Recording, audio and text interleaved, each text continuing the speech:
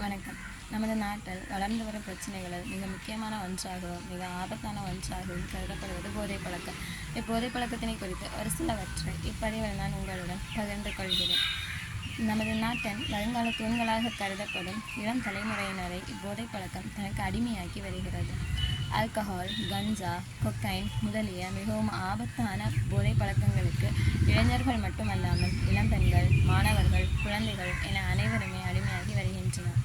இது சில பணத்தாசை பிடித்தவர்கள், பணத்தை மட்டுமே குறிக்கோளாக கொண்டவர்கள் குழந்தைகளுக்கு தங்களை அறியாமலேயே மறைமுகமாகவும் அரசுக்கு புறம்பாகவும் மிட்டாய்கள், ஐஸ்கிரீம்கள் முதலியவற்றின் வாயிலாக இப்போதைப் பொருட்களை அவர்களுக்கு அறிமுகப்படுத்தி அவர்களை பழக்கத்திற்கு அடிமையாக்கி வருகின்றனர்.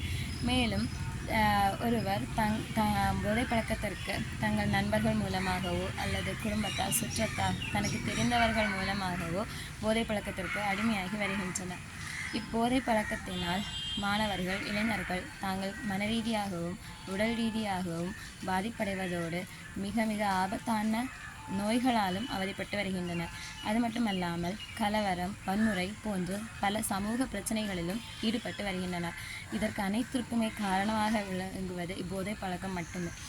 இப்போதை பழக்கத்தை குறைப்பதற்கு சமூக தன்னார்வலர்கள், ஆசிரியர்கள் முதலியோர் மாணவர்கள் மற்றும் பெற்றோர்களிடையே விழிப்புணர்வு ஏற்படுத்த வேண்டும்.